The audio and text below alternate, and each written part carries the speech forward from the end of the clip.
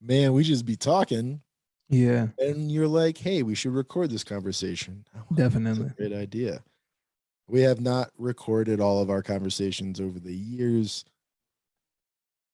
but Man, we've we been probably talking. will have some fire if we Yeah. can go back from when we first started. Like, I mean, all of it's fire in my opinion because it helps us and then it helps other people. But I'm just thinking like from the original, like 2018 type stuff. Like, woo, yeah, Yeah. Getting into it. It is currently the year 2022, yes. April 2022. Today's Friday. What's up? What up? Yeah, 2017. We met in Yeah, well, 2017, and then we started having these conversations in 2018. yeah, And then yeah, that was it for that. But yeah. it's been a couple of years, and I think we understand where we should have probably hit the record button. Well, guess what, everybody?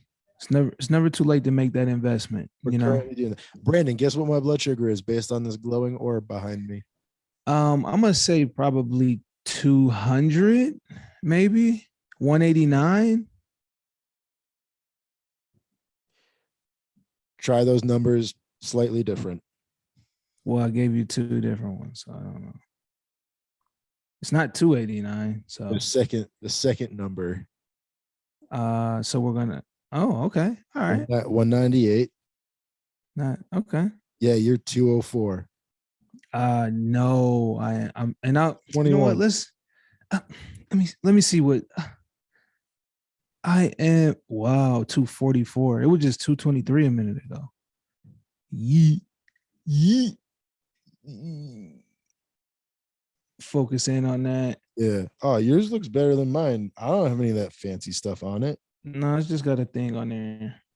Yeah, but You bro, know, you're I can tell matching you're I, fit. I can Like, what are you I talking can about? I Oh, can I just tell put this on today. I don't know. I just got it. I can tell my people to get with your Shit. people so you can You get know something.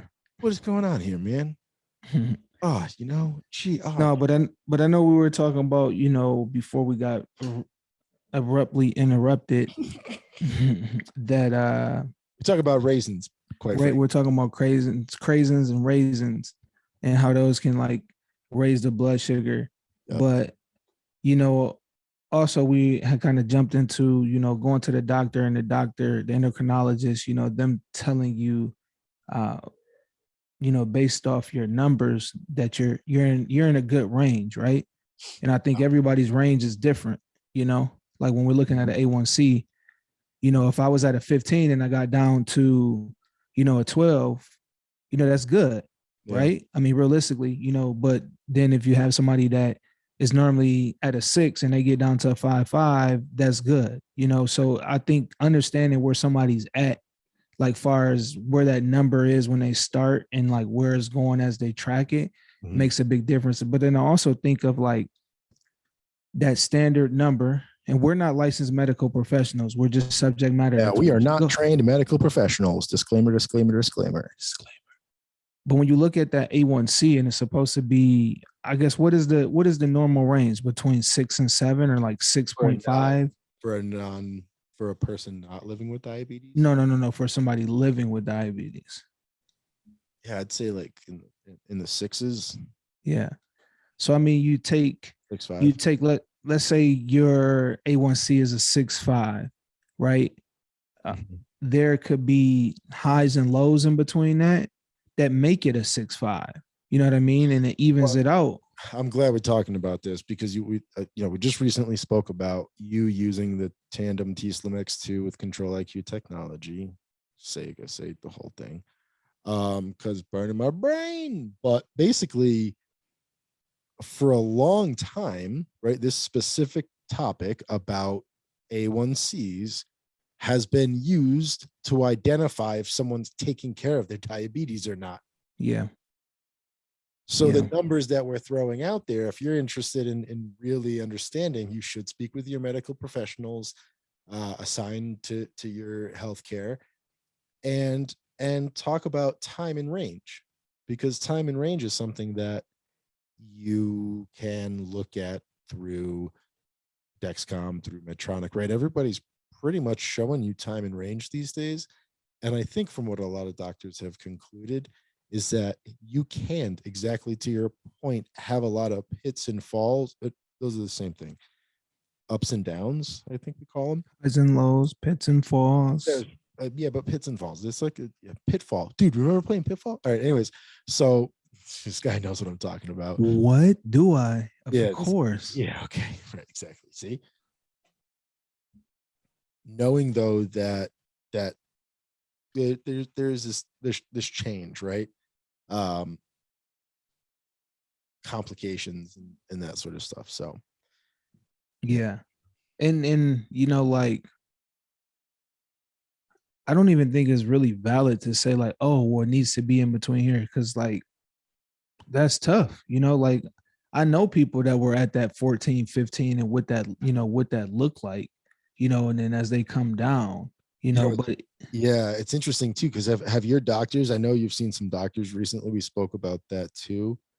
Have any of them asked you what your A1C was outside of the diabetes team? no, they haven't.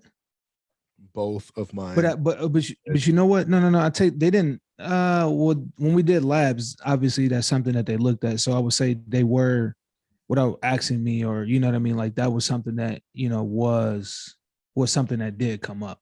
You know what I mean. So they're on it on that part. Trying to get my trend right now. Here we go. Dexcom. Oh, dude, doesn't have my login. Oh, dude, how am I going to get logged in if it doesn't save my password? But I think Dexcom does a good job showing you. And this is the amount of time that you've spent in a good place.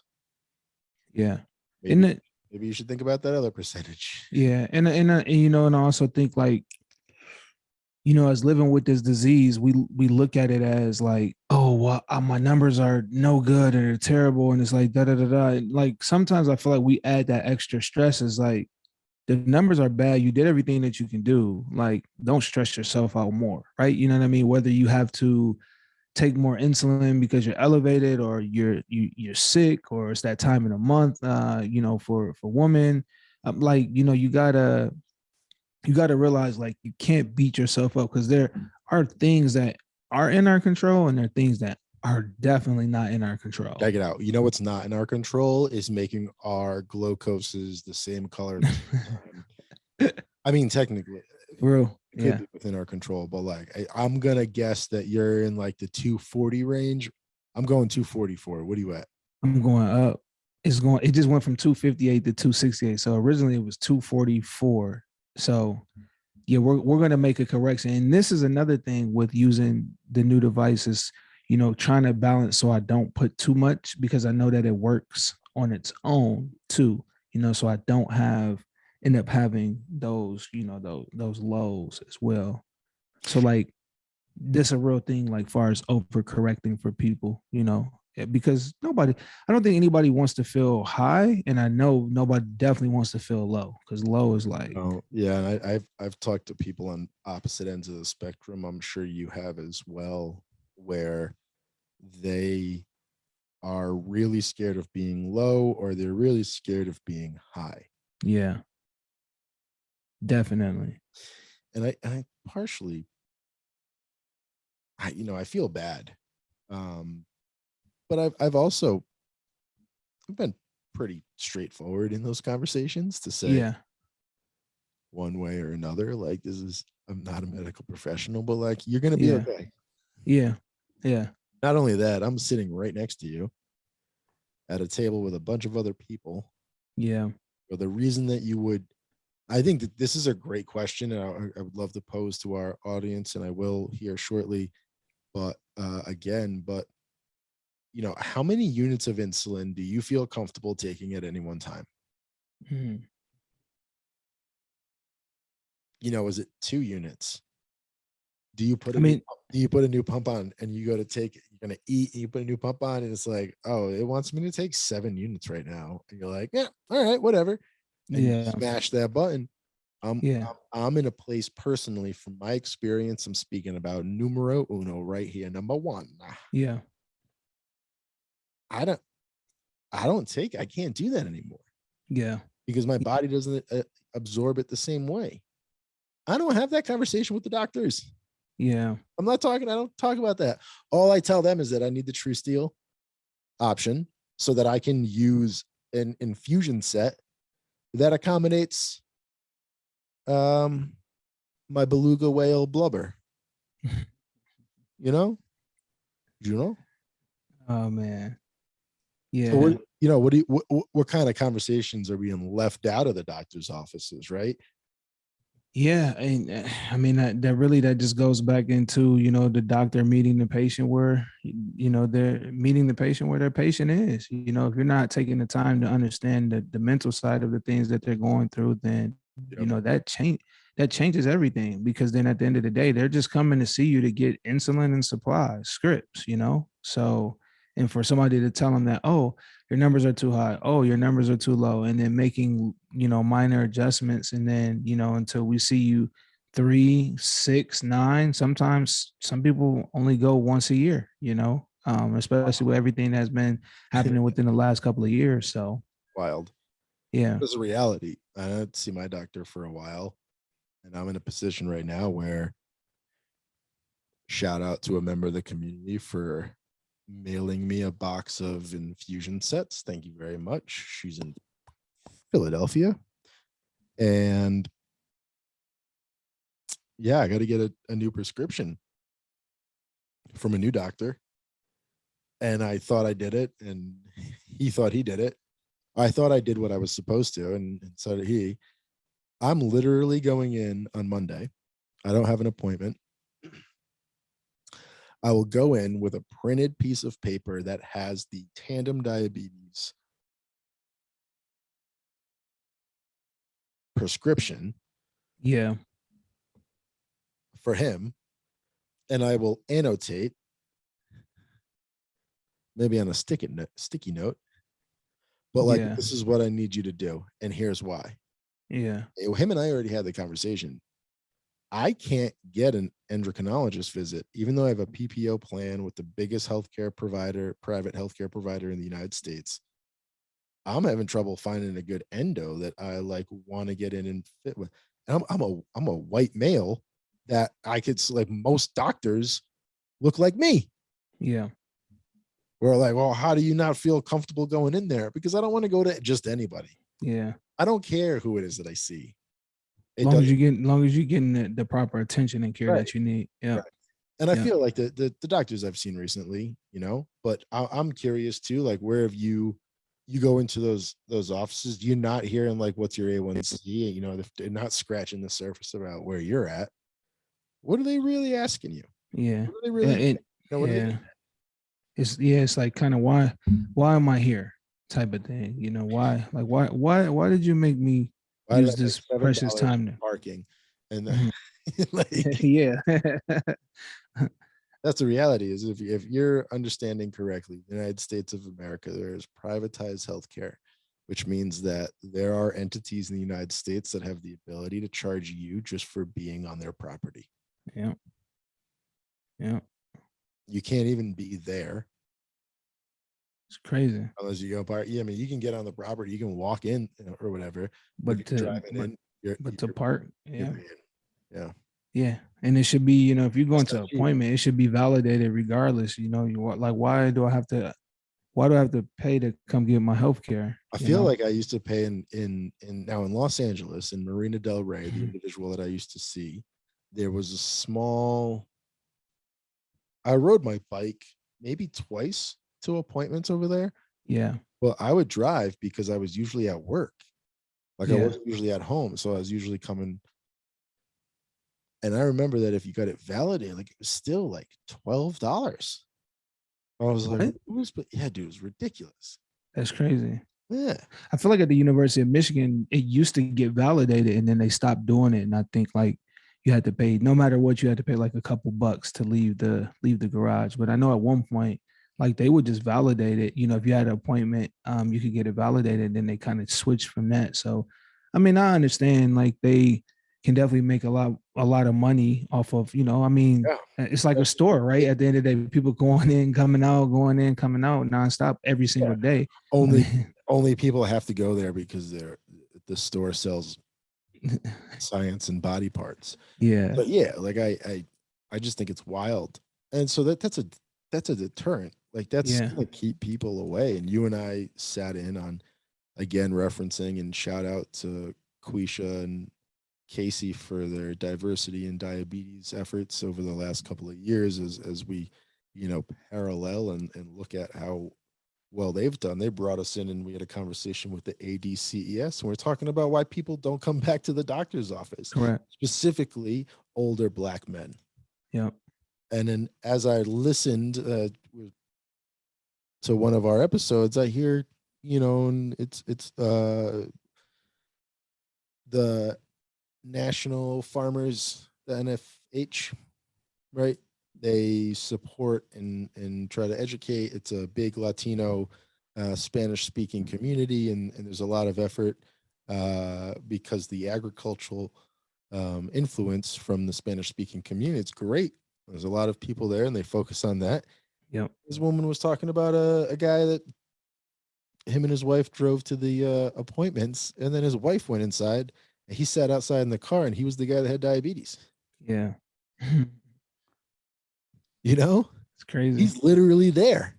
He might have Yeah. even paid for parking, Yeah. and he still didn't go inside. I was like, damn. Yeah. Even when you're forced. I'm not married. I haven't been in relationships, so I know what we're gonna do this, and you don't have a say in it means. But I was usually pretty outstanding with my thoughts about not wanting to do something, and respected most of the Yeah. time. And that's leave me alone, especially if you're in a relationship with somebody that's not also living with diabetes. Yeah. So it really is a challenge if you're listening to this and you are